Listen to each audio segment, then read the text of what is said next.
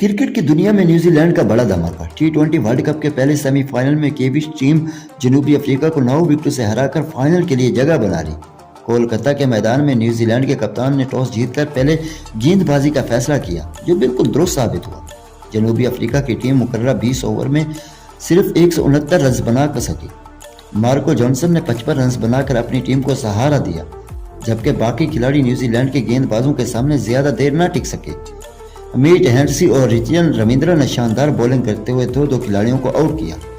असल तूफान तो तब आया जब न्यूजीलैंड की बैटिंग शुरू हुई।